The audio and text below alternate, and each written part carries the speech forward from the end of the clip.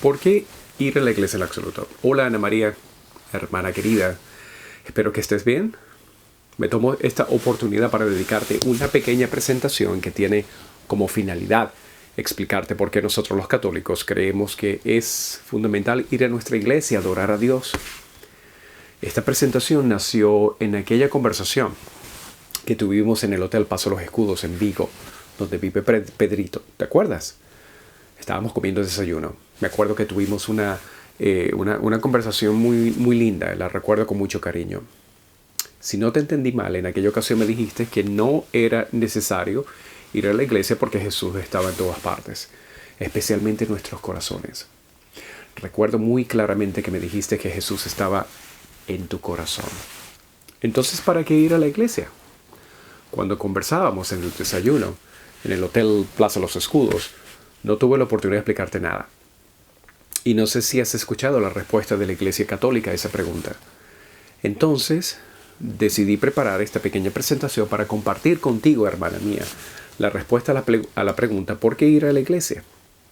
Bueno, espero que disfrutes de esta presentación que será muy informativa. Antes de contestar la pregunta ¿por qué ir a la iglesia?, necesito compartir algo, aclarar algo que quizás te vaya a sorprender. Mucha gente piensa que Jesús está con ellos porque lo sienten adentro. ¿Y por qué no? ¿Cómo Jesús no va a estar con nosotros si Él está en todas partes? Por supuesto que Dios está en todas partes. Lo está en virtud de su omnipotencia. Él es todopoderoso y es cierto que Él está en todas partes. Pero no es cierto que Dios necesariamente está en los corazones de la gente. Cristo solamente está presente en los corazones de aquellos que están en gracia con Él o en gracia de Él y quienes lo hayan aceptado. ¿Y cómo se sabe eso?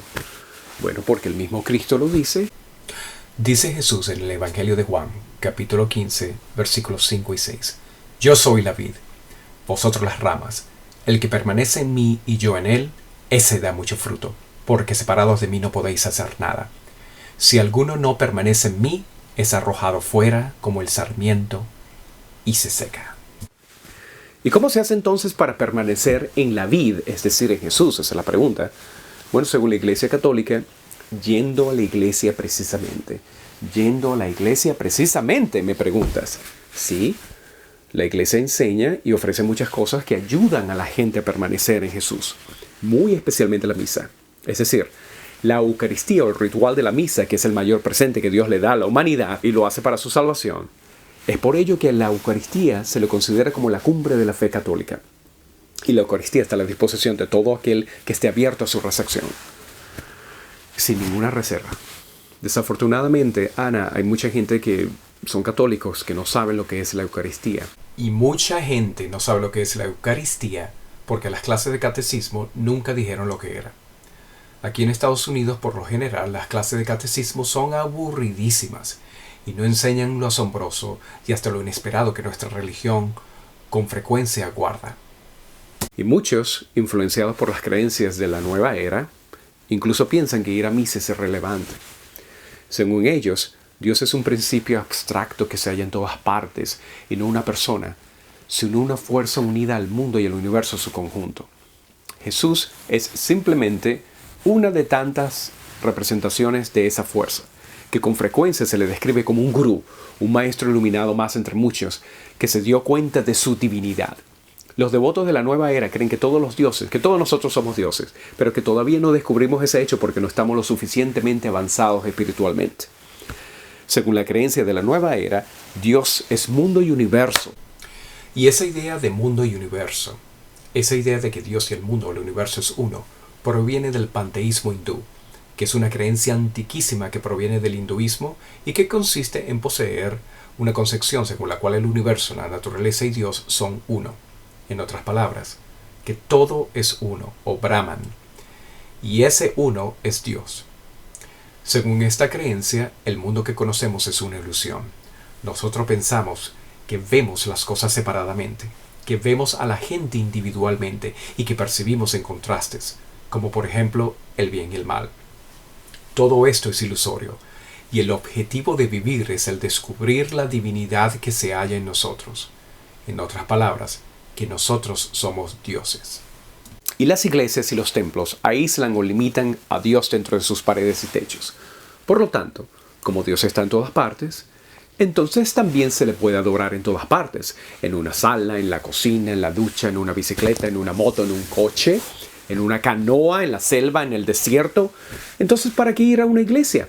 Si se puede hacer lo que se hace en una iglesia, rezar, leer, escuchar a alguien hablar de Dios en la oficina, al frente del ordenador, ¿es que acaso no es posible ver un video de YouTube en donde la gente enseña cosas de Dios? La iglesia es necesaria según ellos. Pero entonces, ¿qué dice la Iglesia Católica acerca de esto? ¿Cuál es la respuesta católica? La fe católica advierte que adorar a Dios exclusivamente en las montañas o en la soledad de una habitación impide la recepción de gracias o dones únicos que solo la Eucaristía puede otorgar solemnemente. Me explico más claramente. La iglesia que fue establecida por Jesús mismo ofrece la Santa Misa, y la Misa ofrece la Sagrada Hostia y el Sagrado Vino o Sacramento, es decir, el cuerpo y la sangre de Jesucristo sacramentalizados como realidad absoluta y no como un símbolo tímido e insignificante. ¿Cómo es la cosa? La Iglesia Católica ha afirmado durante 2000 años que el verdadero cuerpo, alma y divinidad de Jesucristo se ocultan detrás de las apariencias de pan y vino.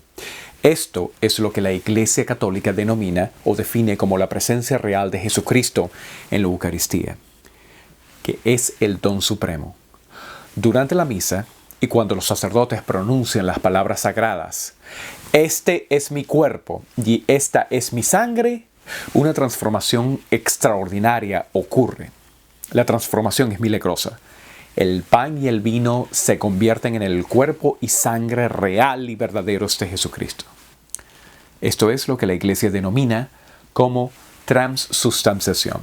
Y esta es la razón por la cual la Iglesia invita al creyente a reconocer la presencia de Cristo en la Eucaristía. Y la Eucaristía concede bendiciones únicas que ofrece la posibilidad radical de creer en la santidad de Cristo y de llevar al creyente, por consiguiente, a una conversión total del corazón, que es el camino que conduce a la vida eterna, es decir, al permanecer en Jesús, como los sarmientos de la uva permanecen en la vid, que es Jesús mismo. Lo más importante es la Eucaristía, el más importante de los sacramentos que ofrece dones salvíficos únicos. Ahora, Ana, voy a explorar más a fondo algunos de estos argumentos que explican por qué la Eucaristía es la razón principal para los fieles ir a la iglesia. La Eucaristía es el sacrificio de sacrificios. Primeramente, la Eucaristía es el sacrificio que hizo Dios por nosotros, irremediablemente pecadores. Nosotros somos pecadores, sí, nosotros pecamos con pecados, valga la repetición. Pero ¿qué es el pecado? El pecado es obrar el mal, hacer algo que es malo. Y todos somos pecadores, es decir, todos somos culpables de esto. De lujuria o apetito sexual desordenado, de gula o apetito desordenado por el beber y el comer, de avaricia o apetito desordenado por valores materiales, o de pereza o apetito desordenado por el descanso o no hacer nada, ira o reacción desordenada de la rabia, envidia o el odiar a alguien por ser mejor que nosotros en algo, soberbia u orgullo o el creerse que uno solamente vale más y los demás no valen nada, un sentimiento de valoración de uno mismo por encima de los demás. ¿Y por qué se posee la capacidad de pecar? La Iglesia Católica enseña que nosotros pecamos gracias a la desobediencia inicial de Adán y Eva. La Eucaristía simplemente busca solucionar los daños irreparables que causó el pecado original de ellos, y por lo tanto el daño que nuestros pecados continúan causando hoy en día. Desde la caída causada por el pecado original, el hombre siempre ha destruido su amistad con Dios. Por esta, y no por otra razón, Dios tuvo que infiltrarse al mundo con su encarnación para salvarnos directamente. Y esta salvación tenía que hacerse a través de un acto inconcebible de inmolación o sacrificio en la cruz. La Iglesia ofrece la perpetuación de la muerte de Cristo en la cruz, ahora en forma de comida o banquete eucarísticos, que no es más sino una constante invitación para participar en la promesa de salvación de Jesús. Lo sé, es difícil creer en esto, pero déjame seguir explicándolo. La atroz muerte de Jesús jugó un papel específico en las intenciones de Dios, en las intenciones del Padre. De hecho, en el Viejo Testamento ya se había predicho este plan divino de salvación.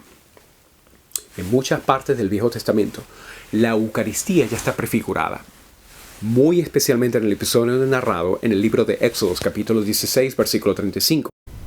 Esta historia del Viejo Testamento bíblico habla del maná, una especie de pan divino que envió Dios a los israelitas, el pueblo descendiente de Abraham, que Dios había elegido para manifestar su plan de salvación para el hombre. Dios les envió ese maná para alimentarlos y darles las fuerzas necesarias durante el éxodo, o escape en masa del pueblo hebreo de Egipto, que fue el país donde los judíos estaban esclavizados. Los judíos marcharon hacia la tierra prometida que Dios les había ofrecido. Durante los 40 años que duró el éxodo, Dios les envió ese milagroso maná.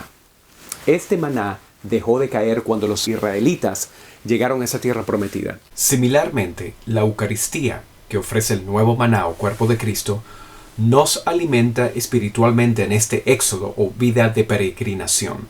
Y como ocurrió con el maná del Viejo Testamento, la Eucaristía dejará de alimentarnos cuando entremos a la tierra prometida del paraíso. ¿Por qué Dios tuvo que intervenir directamente y enviar a su Hijo, Jesucristo, como una muestra de sacrificio para rescatar al hombre de sus pecados? ¿Es que acaso la humanidad no podía salvarse a sí misma sin la ayuda de Dios? Después de todo, el hombre fue creado a la imagen de Dios y presumiblemente equipado con todo lo necesario para superar los retos planteados por el pecado. Bueno, la respuesta es simplísima, pero paradójicamente es también la más profundamente reveladora de toda la historia de la humanidad. La comprensión de esta respuesta es una cuestión absoluta de vida y muerte, de vida y muerte eternas. El pecado establece una brecha infinita entre Dios y el hombre, es decir, una separación tremendísima que el intelecto humano no puede concebir. La gravedad del pecado no tiene nada que ver con la inmensidad de tal separación. No importa si el pecado es venial o no. El pecado original puede que aparezca como un acto ilimitado de desobediencia, si se le compara con tirar a un bebé a un caldero con aceite hirviente. Pero ¿por qué Dios pondría una consecuencia tan atroz a esa primera ofensa de Adán y Eva? ¿Por qué? Porque la desobediencia de ellos originaría la realidad de un bebé lanzado a un caldero de aceite hirviente. Repito, no fue la calidad de la desobediencia lo que fundó esa separación sin fin entre el hombre y Dios, y por lo tanto su resultado inevitable, la nueva e innata tendencia del hombre a caer en pecados aún más despreciables. Lo que fundó esa separación sin fin entre el hombre y Dios fue el objeto hacia el cual el pecado se dirigió. Dios mismo. Dios con su amor y justicia infinitos explica lo ilimitado de ese abismo o separación. En otras palabras, es el pecado mismo del hombre, contrapuesto a la eterna bondad de Dios, lo que absolutamente produce una ruptura infinita. Desde el punto de vista de Dios, infinitamente puro y bondadoso, cualquier transgresión insignificante causa una separación eterna. Yo sé que esto es complejo y la falta de fe hace que esto se vea aún más ridículo y descabellado, lo sé. Tal vez tenga que apelar a un ejemplo específico para que mi explicación tenga sentido, sea entendible. Golpear brutalmente el rostro de un hombre de 50 años de edad, culpable de un delito menor, es sumamente reprobable. Pero golpear brutalmente el rostro de un niñito de 5 años es abominable. Bueno, se puede decir que el niño es más puro, es más inocente, es más puro y más inocente que cualquier persona adulta, que cualquier malhechor, sea cual sea el caso. De hecho, cualquier acción que cause dolor a un niñito de 5 años debe implicar una intervención inmediata. Sin embargo, Dios, en comparación con ese niño, es infinitamente más puro e inocente. Es infinitamente más amoroso. Dios es eterna e inconcebiblemente santo y verdaderamente la fuente de todo lo que es noble, recto y honroso. Él es sin duda la fuente de la pureza y nobleza del niñito de 5 años y la fuente de todo aquello que sea intocable gracias a su pureza e inocencia. Si la rectitud de Dios se halla infinitamente más allá de la comprensión humana, cualquier delito en contra de su infinita bondad es inimaginablemente atroz.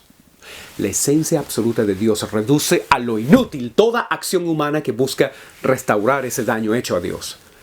Ningún esfuerzo humano, es en lo absoluto suficiente para reparar el pecado humano, que es ofensa infinita. El resultado justo del pecado humano es el infierno.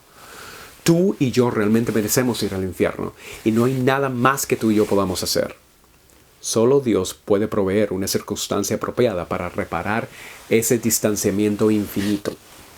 Solo Dios puede ofrecer un sacrificio apropiado para reparar el delito atroz del hombre. Dios, como segunda persona de la Santísima Trinidad, tuvo que realizar el milagro de convertirse en un hombre para ofrecerse como víctima de sacrificio a fin de reparar los pecados de la humanidad que han sido consecuencia del craso pecado original de Adán y Eva. Solo Jesucristo es capaz de restaurar a la humanidad. Y el precio de ese sacrificio es su cuerpo y su propia sangre, ofrecidos primero en la cruz y después exactamente como pan y vino transustanciados que el creyente consume fielmente en el ritual de la Eucaristía durante la misa. Entonces su sacrificio es de un valor inconmensurable. Solo Jesús tiene efectivamente el poder de curar la infinita brecha creada entre Dios y el hombre. Es por eso que Jesús establece el rito eucarístico muy claramente en el Nuevo Testamento. Por ejemplo, en su discurso eucarístico de Juan capítulo 6 versículos 35 y 69, Jesús claramente enseña que debemos consumir su carne y su sangre como alimento. En el Evangelio de Juan capítulo 6, entre los versículos 35 y 69, Jesús enfatiza que efectivamente debemos comerle y beberle. Yo soy el pan de la vida. El que viene a mí nunca tendrá hambre y el que cree en mí nunca tendrá sed. Yo soy el pan de la vida. Sus antepasados comieron el maná del desierto, pero murieron. Aquí tienen el pan que baja del cielo para que lo coman y no mueran. Yo soy el pan vivo que ha bajado del cielo. El que coma de este pan vivirá para siempre. El pan que yo daré es mi carne, y lo daré para la vida del mundo. ¿Y quiénes lo escuchaban? Bueno, los judíos se murmuraban entre ellos. Murmuraban entre sí y se decían, pero ¿cómo este tipo nos va a dar la carne de su cuerpo? Está loco, está chiflado. Eso que se decían los judíos, su audiencia recuerdan, era judía porque Jesús era judío. Y los judíos condenaban el canibalismo. ¿Pero qué crees tú que hizo Jesús? Les explicó que hablaba en un lenguaje simbólico, que es que él estaba hablando en un lenguaje poético. ¿Acaso les dijo Jesús, cálmense, vale, no se pongan bravos, yo estoy hablando simbólicamente, solo es eso, yo no digo nada literalmente? No, en cambio Jesús fue más enfático. En verdad les digo, que si no comen la carne del Hijo del Hombre y no beben su sangre, no tienen vida en ustedes. El que come mi carne y bebe mi sangre vive de vida eterna, y yo lo resucitaré el último día. Mi carne es verdadera comida, y mi sangre es verdadera bebida. El que come mi carne y bebe mi sangre permanece en mí, y yo en él. Así, quien me coma vivirá por mí. Este es el pan que ha bajado del cielo, pero no como el de vuestros antepasados. El que come este pan vivirá para siempre. Y la misma gente que lo escuchaba se volvían a decir, pero ¿cómo este tipo nos va a dar de su carne para comer? Esta cosa es intolerable. ¿Quién puede escuchar esta ñoña? Y Jesús pudo haber aclarado cualquier malentendido diciendo que sus palabras eran metáforas. Pero no. Jesús usó el lenguaje más enfático que pudo conseguir, repitiendo precisamente lo necesario que era comer su carne y beber su sangre 6 veces en 6 versículos. Juan, del capítulo 6, 53 al 58. Y como Jesús no hizo el menor esfuerzo para corregir nada, muchos discípulos dejaron de seguirle, lo dejaron atrás. Esto ocurre exactamente en Juan capítulo 6, versículos 66. 666, el número de la bestia, the number of the beast. Recuerdo yo cuando Pedrito ponía esta banda que se llama Iron Maiden, la dama de hierro. Y tenía una canción famosa que era el número de la bestia. Woe to you, O earth and see. For the devil sends the beast with wrath, because he knows the time is short. Let him who hath understanding reckon the number of the beast, for it is a human number. Its number is 666.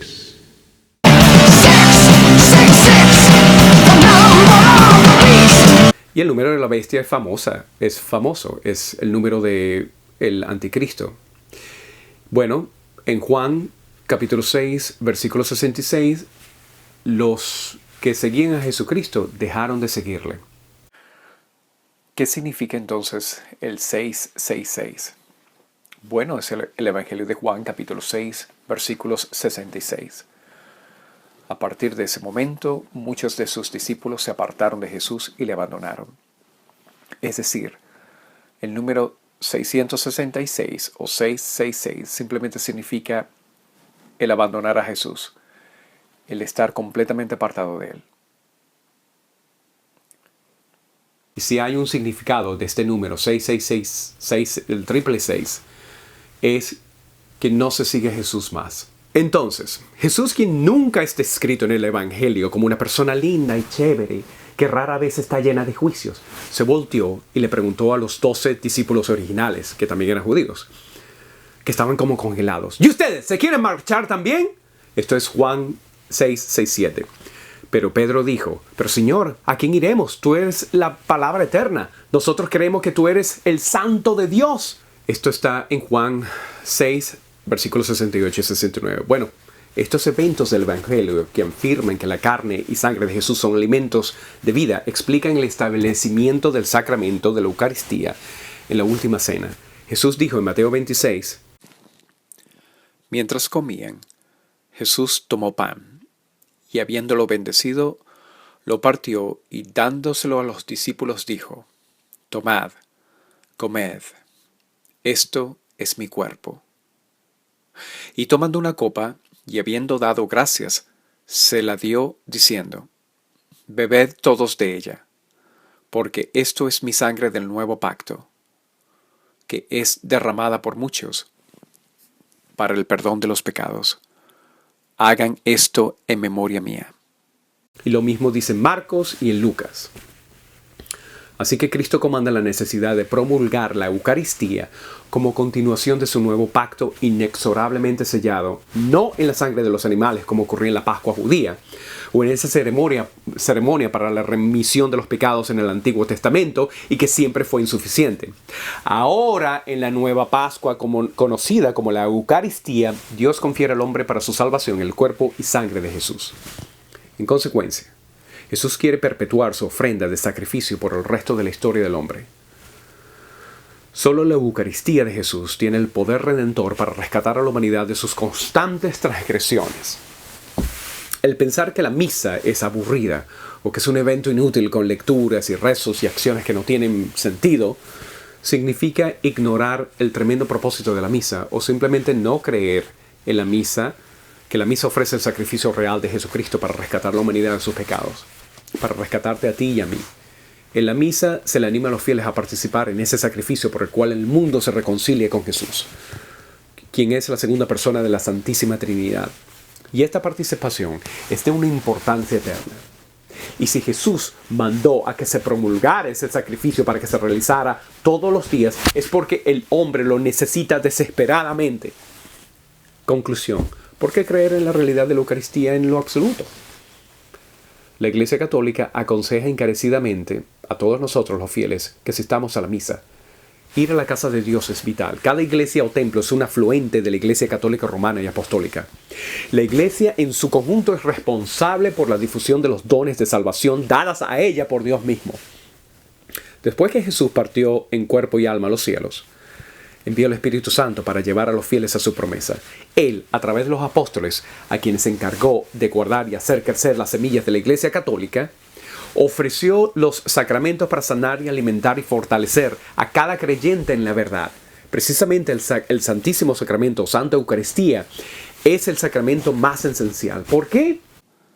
Ya lo he dicho, la Iglesia Católica enseña inequívocamente que la Eucaristía, por ser fuente y cumbre de la vida cristiana es crucial para la salvación eterna. Los fieles se unen a sí mismos con la liturgia del cielo y se anticipan a la vida eterna cuando Dios sea todo en todos. Pero lo más importante es la orden expresa del mismo Jesús, a fin de perpetuar su sacrificio en la cruz hasta que venga otra vez como lo prometió. Mientras tanto, la Iglesia Católica o la Iglesia de Cristo mantiene pues ese memorial de su muerte y resurrección, que es también sacramento de piedad, signo de unidad, vínculo de caridad. En resumen, es el banquete pascual en el que Cristo se consume, el alma se llena de gracia y una prenda de gloria futura se nos da. La Iglesia Católica no tiene autoridad para cambiar las enseñanzas de su Maestro.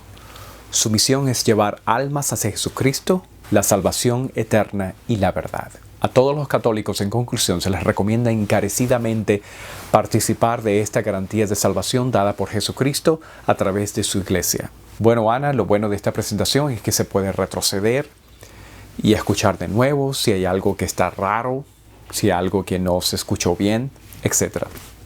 Lo bueno es que pude compartir contigo continuar contigo esta conversación que se inició en Paso a los Escudos hace bastantes semanas. Te quiero muchísimo. Por favor, sigue dándole chocolates y galletitas a Fernando. Y te prometo que ese regalo que yo envié, que no he enviado todavía, te lo voy a enviar. Chao, Anita. Que te vaya muy bien y estamos en contacto. Saludos a todos.